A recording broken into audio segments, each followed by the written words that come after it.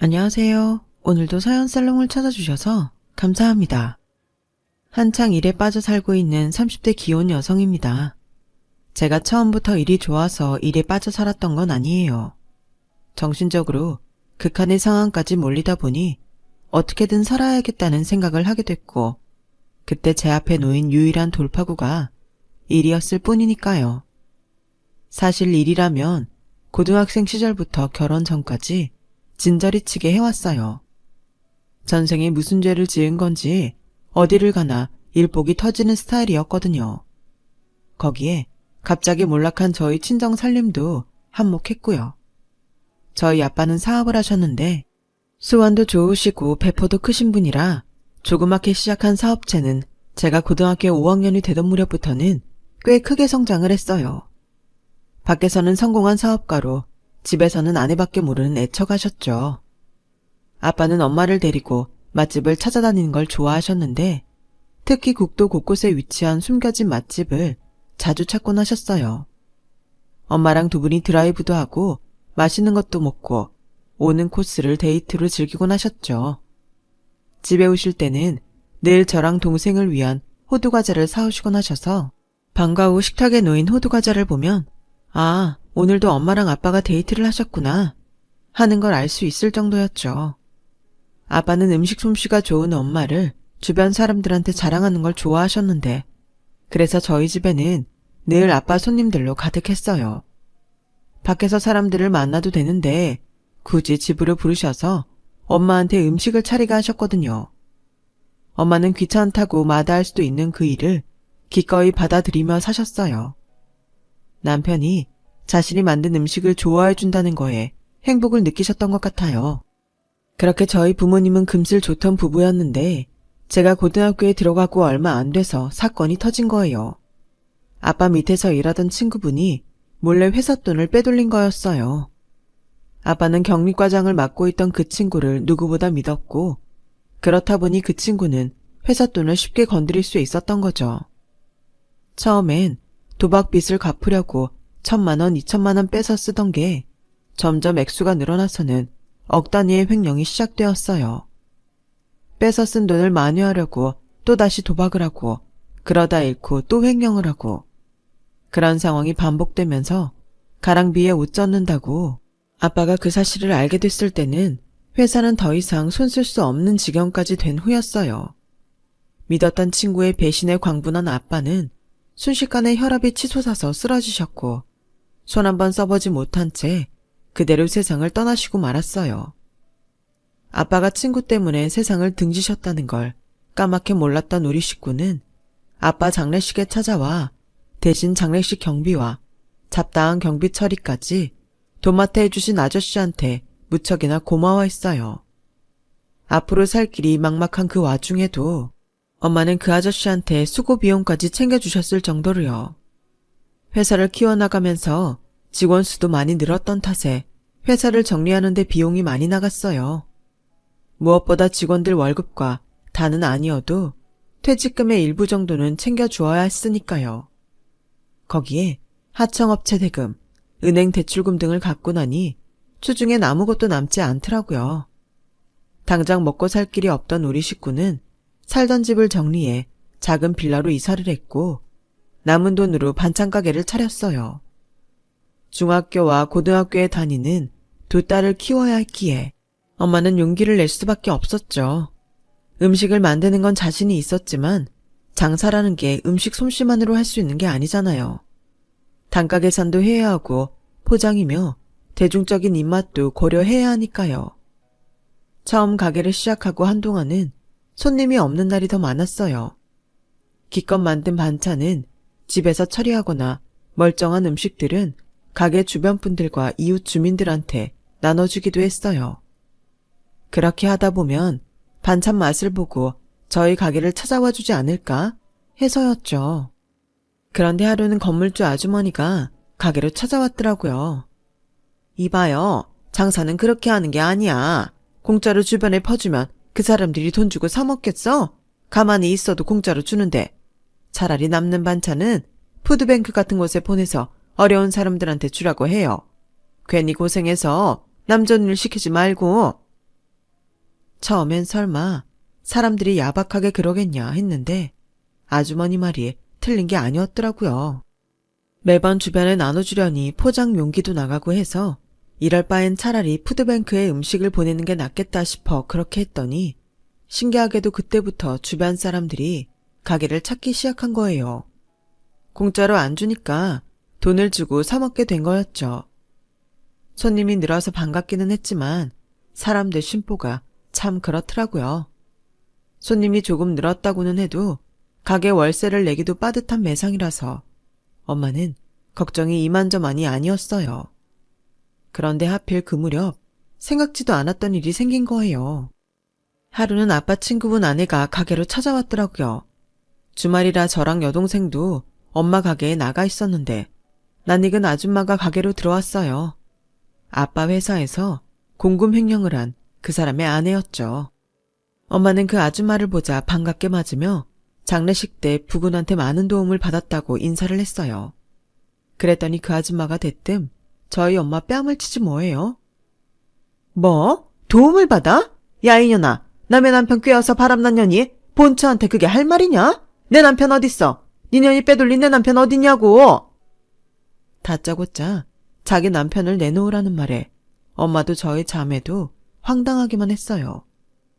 그러자 그 아줌마가 저희 엄마 머리채를 잡으려고 하더라고요. 그걸 본 저는 아줌마를 떠밀었어요. 왜 이러세요? 우리 엄마가 뭘 잘못했다고 그래요? 아줌마가 봤어요? 우리 엄마랑 아저씨가 바람 피운 거 아줌마가 봤냐고요? 그랬더니 팔을 걷어붙이고는 보란듯이 그러는 거예요. 둘이 전화통화하는 걸 내가 한두 번 본 줄 알아? 나도 눈이 있고 귀가 있는 사람이야.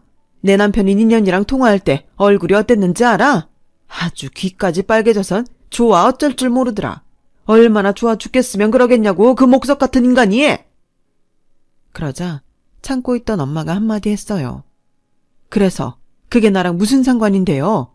그쪽 남편이 어떤 생각을 하고 나한테 전화를 했는지는 모르겠지만 난 그저 애 아빠 장례식 일도 그렇고 회사 정리하는 문제까지 도맡아 해줘서 고맙다는 인사를 했을 뿐이에요. 그리고 이거 하나는 똑똑히 알아두세요. 그쪽도 오래 봐왔으니 내 남편이 어떤 사람인지 알죠? 내 남편은 어디에 내놔도 손색 없는 멋진 남자였어요. 나 그런 남자랑 산 여자라고요. 그런데 고작 당신 남편 따위한테 내가 눈을 돌릴 것 같아요. 어림도 없어요. 그런 사람 트럭으로 가져다 줘도 난 눈길 한 번 안 줄 거라고요. 그러니까 애먼 사람 잡고 시간 버리지 말고 당신 남편한테 직접 추궁하세요. 엄마는 주먹을 부르르 떨며 소리쳤어요. 그런데 그 말을 들은 아줌마가 가소롭다는 듯 웃지 뭐예요? 고마워서 인사를 해? 자기 남편 잡아먹은 놈한테? 웃기네 이 여자 정말. 저희 엄마가 자기 남편은 내연녀가 아니라는 걸 알게 돼서 그랬던 건지 아니면 그간 저희 엄마에 대한 질투심 때문에 상처를 주려고 그랬는지 모르겠지만 아줌마는 충격적인 얘기를 쏟아냈어요. 자기 남편이 그동안 회사 돈을 횡령해 도박을 해온 것과 그 사실을 알고 추궁하던 중 우리 아빠가 쓰러지시게 됐다는 내용, 그리고 회사를 정리하는 과정에서도 상당 금액을 챙겼다는 기가 막힌 얘기들이었어요. 놀라는 표정을 보니 그쪽이 내 남편 내연녀가 아니란 건 잘 알겠네요. 난 또 혹시나 했더니. 아줌마가 가게를 나가고 엄마는 자리에 주저앉았어요. 저랑 동생도 충격을 받기는 마찬가지였죠. 내 아빠를 죽인 원수놈한테 복수는 못할 망정 은인으로 알고 고마워했으니까요. 그 일이 있고 한동안 엄마는 자리에서 일어나지 못했어요. 고열에 시달리며 며칠을 끙끙 앓은 엄마는 꼬박 일주일을 자리 보전하고 있다가 일어나셨어요. 그리고는 악착같이 살아야 한다는 생각 때문이었는지 전보다 더 적극적으로 장사를 하기 시작하셨죠. 손님들 앞에서 부끄럽고 창피해서 우물쭈물하던 엄마는 어디 가고 오랜 시간 장사가 몸에 밴 사람처럼 말이에요. 언젠가 엄마가 그러시는데 그때 아줌마를 통해 들은 얘기로 충격을 받고 나니 악이 받쳐서 더 열심히 잘 살아야겠다는 생각뿐이었대요. 적어도 남편을 죽음으로 몰고 남은 가족들한테 상처를 준 인간보다는 몇 배는 더 잘 살아서 복수를 하겠다고 말이죠. 하지만 그 아저씨는 엄마가 복수를 하기 전에 자기 스스로 무덤을 파고 말았어요. 친구도 배신하고 친구 회사까지 거덜내고도 정신을 못 차렸거든요. 도박판을 전전하다가 결국 악덕 사채업자들한테 시달리며 쪽방에서 비참한 말로를 맞았다고 들었어요. 자기가 지은 죄값도 치르지 않고서 말이죠. 그런데 참 이상하죠. 우리 가족은 그 사람 때문에 한순간에 가장도 잃고 모든 걸 다 잃었는데 정작 가해자는 아무런 책임이나 죄값도 치르지 않은 채 죽음으로 자신의 죄를 가름했으니 말이에요. 우리 가족한테 그 아저씨의 죽음은 아무런 위안도 되지 않는데 말이죠. 그땐 그게 그렇게 억울했어요. 시간이 흘러 엄마의 반찬 가게는 자리를 잡게 되었고 저는 대학에 진학하게 되었어요. 고등학생 시절부터 틈틈이 아르바이트를 해왔던 저는 입학금 마련에 힘겨워하는 엄마한테 조금은 보탬이 될 수 있었어요. 대학에 들어간 후에도 과외며 학습지 알바 같은 것을 끊이지 않고 했어요. 제 등록금 마련에 힘겨워하는 엄마를 보고만 있을 수는 없었으니까요. 2살 어린 여동생도 곧 대학에 진학하게 될 텐데 엄마 혼자의 벌이로 2딸의 대학 등록금을 마련하는 건 불가능했거든요. 아빠가 돌아가신 이후로는 맏딸로서 엄마가 지고 있는 가장의 무게를 나눠지는 게 당연하다고 생각하며 살았어요. 대학 졸업 후 취직을 하고 지금의 남편과 결혼할 때까지 늘 전전긍긍하며 제 자신을 닥달하고 살았어요. 모든 직장인들이 그렇겠지만 부당하다고 생각되는 과도한 업무와 책임을 지면서도 먹고 살기 위해 참고 버티면서 살았죠. 그러면 언젠가는 조금은 편한 날이 오지 않을까 해서요. 어쩌면 저는 내심 그 기점을 결혼으로 삼았던 건지도 모르겠어요. 둘이 벌면 아무래도 서로 간에 약간은 나눠지고 살 수 있을 것 같았거든요. 하지만 2사람이 번다고 해서 수입이 2배가 되는 건 아니더라고요. 의외로 지출이 많이 늘었거든요. 특히 시댁에 들어가는 돈이 만만치 않았어요. 저희 시댁은 중산층 정도의 생활력을 갖춘 집인데도 자식인 저희 부부한테 조금 과하게 요구를 하셨어요. 지방 경조사에 들어가는 돈은 별도고 시부모님 용돈에 시누이 용돈까지 매달 100만 원이 넘게 뺏어가다시피 했거든요. 젊은 것들이 둘이나 버는데 그깟 부모 용돈도 못 주니? 어머님, 그래도 저희 전세대출금 이자도 그렇고 적금이랑 보험비도 꽤 들어가서 어머님이 원하시는 만큼 드리기는 힘들어요. 저희 형편도 좀 봐주세요. 너 웃긴다? 내가 안 받던 돈 받겠다는 것도 아니잖니. 내 아들은 결혼 전에도 부모 용돈이랑 동생 용돈 정도는 챙겨줬던 녀석이야. 근데 네가 뭐라고 그걸 받아라 말아야. 내가 네 돈 받아서 쓰겠다는 거 아니잖아. 언제 안 드리겠대요. 액수를 좀 줄여주십사 하는 거죠. 그리고 아가씨 용돈은 좀 그래요. 아가씨가 학생도 아니고 엄연히 성인인데 자기 용돈 정도는 자기가 벌어 써야죠. 부탁 좀 드릴게요. 됐다. 내가 너랑 무슨 말을 하겠니? 내 아들이 그러라고 하면 그땐 생각해보마. 결국 결정권은 제 남편한테 돌아갔어요. 전후 사정을 들은 남편은 한숨을 푹 쉬고는 알겠다고 하더군요. 그렇게 얘기가 잘 끝난 줄 알았는데 저희 엄마 생신날이 돼서야 그게 아니었다는 걸 알 수 있었어요. 선물을 준비할까 하다가 그냥 현금으로 드리는 게 나을 것 같아서 봉투에 40만 원을 담았는데 남편이 봉투를 뺐으며 그러는 거예요. 야, 우리 엄마 용돈 주는 것도 아깝다고 그러더니 니네 엄마한텐 40만 원이나 주냐? 이거 너무 불공평하잖아. 무슨 소리야. 아버님이랑 어머님 생신 때도 드렸는데. 그러니까 우리 부모님 생신엔 30만 원씩 드리고 왜 니네 엄마한테는 40만 원이냐고. 솔직히 저는 내심 시댁에 60만 원을 드리니까 저희 엄마한테도 60만 원을 드리는 게 맞다고 생각했지만 그래도 20만 원을 적게 넣었던 건데 이게 그렇게 말이 안 되는 행동인가요? 그날 남편은 기어이 봉투에서 10만 원을 빼고 드렸어요. 그 일로 집에 돌아가는 차 안에서 대판 싸움을 벌였죠.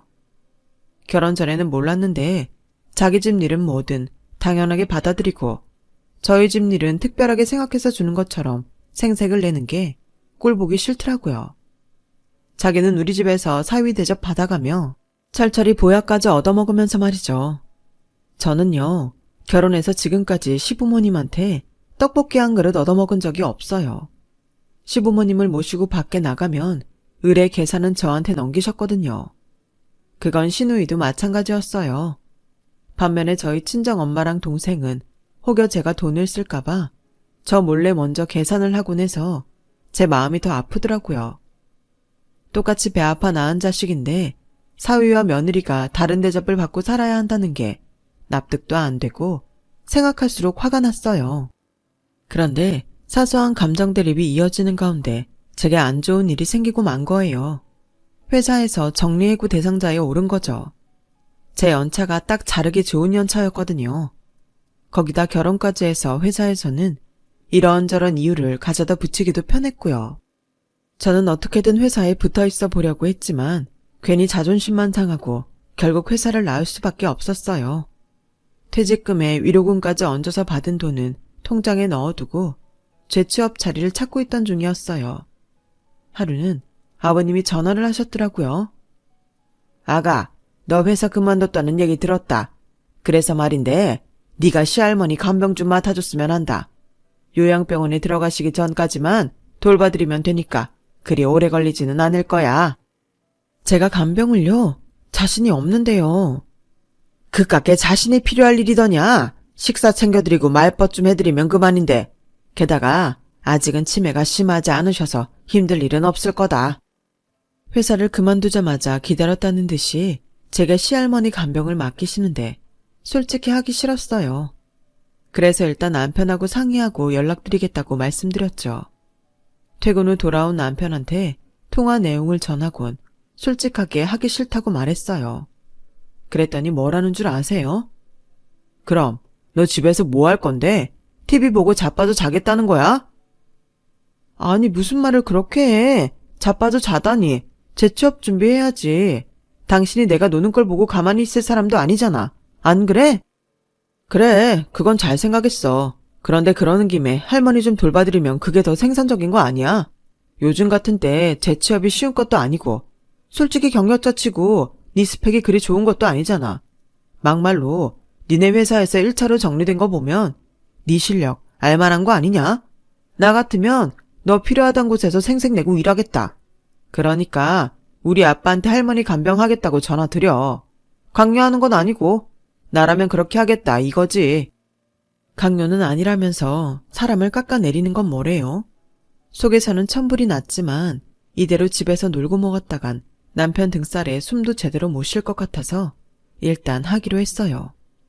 그렇게 시작된 시할머니 간병은 반년이 지나도록 이어졌어요.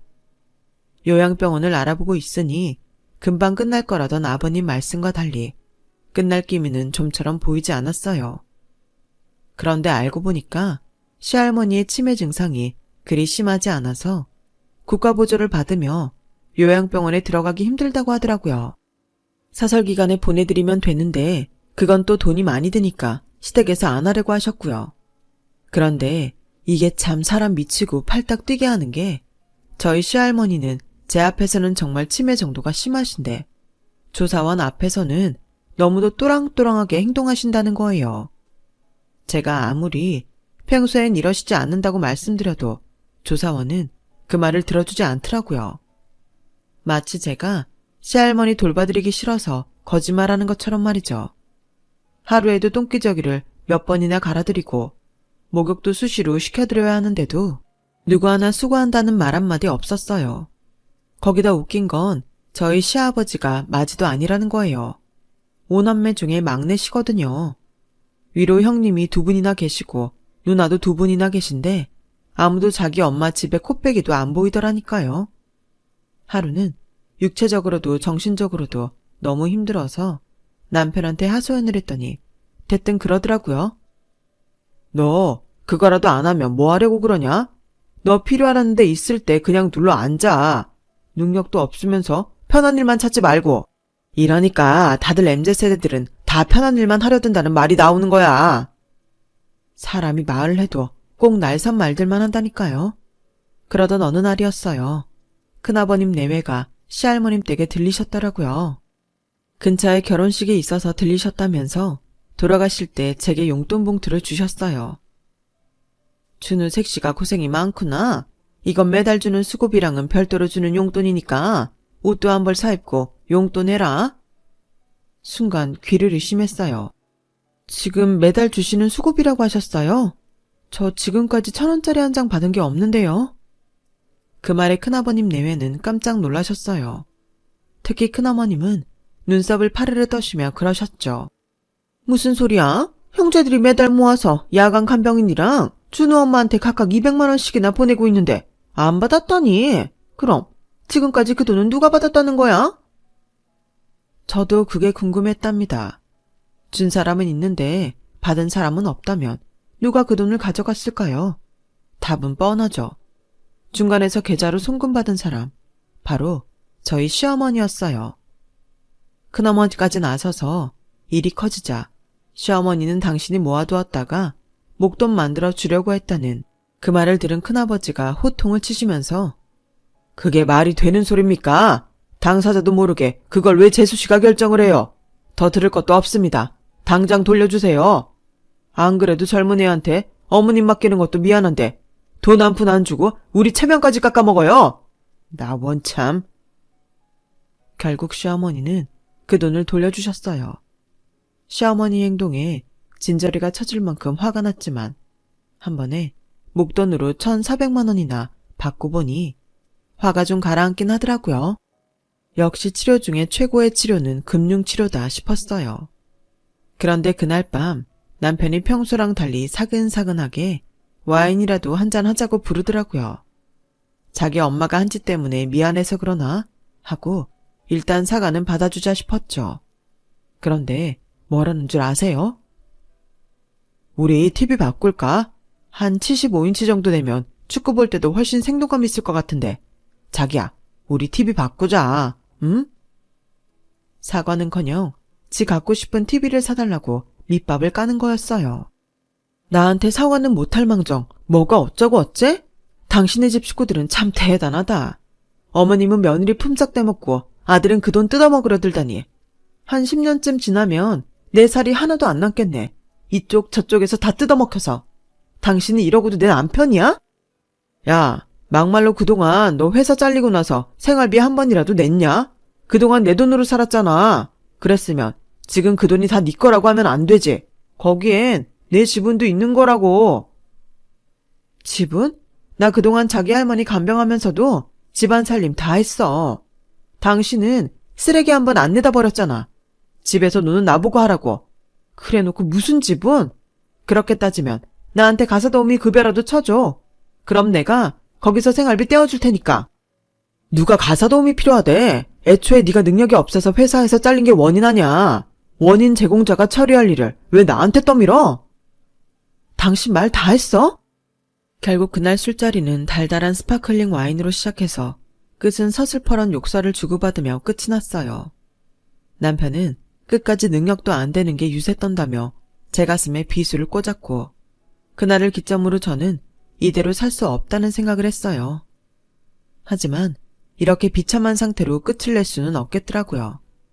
그래서 제 퇴직금과 간병비 받은 걸 합해서 앞으로 있을지 모를 상황을 대비하자 싶었어요. 그렇게 시작된 부업이 바로 요리교실이었어요. 요즘은 1인 가정이 많이 늘기도 했고 혼자 배달 음식을 시켜 먹을 때도 여러 가지 제약이 있잖아요.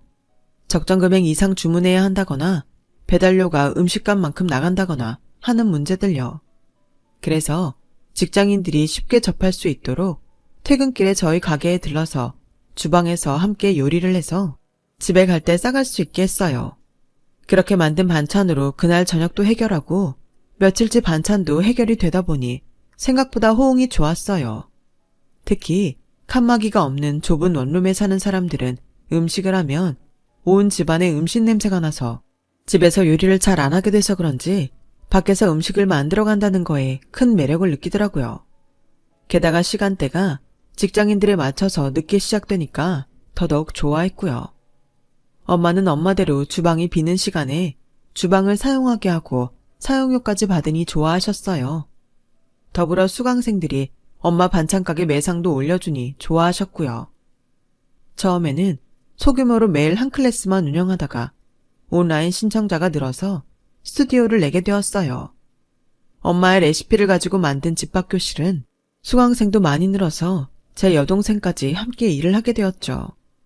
저는 저녁 시간 반을 맡고 동생은 낮 시간 반을 운영했는데 하루 종일 풀로 돌아가니까 수입이 꽤 되더라고요. 거기다 스튜디오 1층에는 엄마 가게에서 만든 반찬들도 판매를 해서 부수입도 얻게 되었고요. 이렇게 부업으로 쏠쏠한 재미를 보던 어느 날 시어머니가 요리교실로 찾아오셨어요. 넌 집안 살림은 안 하고 밤늦도록 여기서 뭐 하는 거냐? 아주 네 친정엄마랑 네 동생까지 돈독이 올랐구나. 이깟 반찬 팔아서 얼마나 번다고. 이런 데 신경 쓸 시간이 있으면 애 가질 생각이나 해. 우리 집 대 끊을 생각 말고. 불과 2년 전까지만 해도 시어머니한테 이런 말을 들으면 애가 안 생기는 것도 내 탓인 줄 알고 고개를 숙였을 거예요. 그런데 언제 이혼을 해도 이상하지 않을 상황에 다다르고 보니 솔직히 죄송하지도 않더라고요. 그래도 남편한테 어머니 말씀을 전하긴 했어요. 그랬더니 남편이 뭔가 찔리는지 뜨끔하는 표정이더라고요. 그래서 살살 구슬려 왜 그러냐고 물었더니 사실 나 3년 전에 묶었거든. 너 회사 잘린 마당에 애까지 들어서면 어쩌나. 덜컥 겁이 나더라고. 솔직히 그렇잖아. 네가 능력이 있는 것도 아니고 재취업이 될지 안 될지도 모르는데 어떻게 애를 갖냐? 자식은 엄마 머리 담는다고 너 닮은 애 나오면 애도 고생이지. 아, 이놈은 정말 말로 될 놈이 아니더라고요. 살 비비고 사는 아내한테 너 닮은 애 낳을까봐 정관수술했다는 말을 어떻게 합니까? 그래놓곤 이어서 하는 말은 더 가관도 아니었어요. 그래도 굼벵이도 구르는 재주가 있다고 네가 요리학원 차려서 대박날 줄 누가 알았겠냐? 그러고 보면 네가 스펙은 딸려도 돈 버는 재주 하나는 있는 것 같다. 이참에 묶은 거 풀고 애 한번 가져봐. 네 돈 버는 재주 한번 믿어보자고.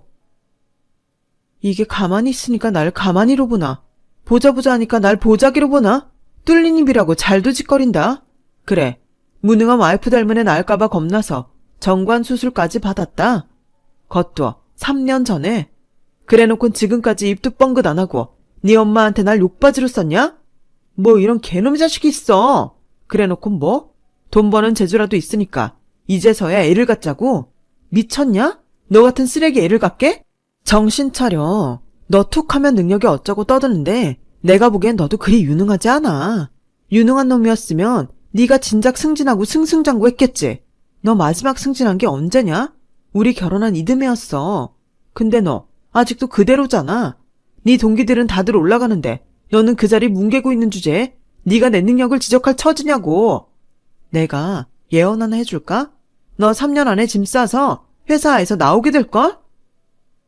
이게 미쳤나? 그걸 말이라고 해. 넌 네 남편이 회사 잘리면 좋겠냐? 돈 좀 번다고 까부는데 웃기지 마. 그래. 난 너 회사 잘리길 간절히 고대해. 너도 회사에서 잘려서 막막한 심정 겪어봐야 네가 얼마나 사악한 놈이었는지 알게 될 거다. 그리고 내가 이날 이때까지 네 그 더러운 개소리 들어가면서 참은 이유가 뭔지 알려줄까? 내가 성공하는 날 내 발로 너 찾으려고 기다렸던 거야. 오늘이 바로 그날이 될 것 같네. 우리 그만 헤어지자. 너랑 나 더 살아봤자 득될 거 하나 없어. 그러니까 이쯤에서 끝내. 느닷없는 이혼 요구에 남편은 벙찐 표정을 했어요. 사실 그 당시 남편은 회사에서 희망퇴직 명단에 올라 있었는데 저한테 숨기고 있던 참이었거든요. 회사에서 잘리더라도 돈 잘 버는 아내 덕 보고 살면 되겠다 마음 놓고 있던 남편은 발등에 불똥이 떨어진 셈이었죠. 제가 거기까지 바랐던 건 아닌데 하늘이 도와주신 거죠. 복수할 땐 기차게 하고 끝내라고요. 결국 남편과 저는 이혼 서류에 도장을 찍었고 남편은 제가 요리교실에서 번 돈도 혼인 중에 번 돈이니까 재산 분할을 해야 한다고 주장했어요. 그래서 그러자고 했죠. 사실 제가 운영했던 요리교실은 여동생 명의로 되어 있거든요. 그러니 수입도 당연히 여동생 통장으로 입금이 되어 있고요. 저는 그 요리교실 파트 강사로 올라 있어서 매달 100여만 원 정도의 파트타임 급여만 받고 있었어요. 거기다 시할머니 간병을 하고 받은 돈은 용돈과 생활비에 보탰었으니 남은 돈도 거의 없었고요. 결국 이혼으로 금전적 이득을 본 건 남편이 아닌 저였어요. 남편은 소송을 걸어서라도 제 돈을 뺏겠다고 했지만 통장 기록이나 사업자 등록을 확인해도 저는 걸릴 게 하나도 없으니 해도 별 수 없게 된 거죠. 끝까지 지저분하게 구는 남편 때문에 오만 정이 떨어진 저는 법원을 나서면서 침까지 퇴뱉었습니다. 행복한 가정을 꾸리겠다는 생각으로 시작한 제 결혼 생활은 이렇게 처참히 끝이 났지만 그래도 비싼 경험했다 생각하려고 합니다. 지금 주저앉기에는 앞으로 살아가야 할 제 인생이 너무도 기대가 되거든요. 그래서 하루하루 제 인생의 발전을 위해 노력하려고요. 열심히 살다 보면 더 큰 기회들이 많이 있겠죠. 지금까지 제 사연을 들어주셔서 감사합니다. 항상 건강 조심하시고 행복하세요. 여러분, 사연 댓글에 응원과 현명한 조언 부탁드려요. 좋아요와 구독은 저에게 큰 힘이 됩니다. 오늘도 좋은 일 가득하세요.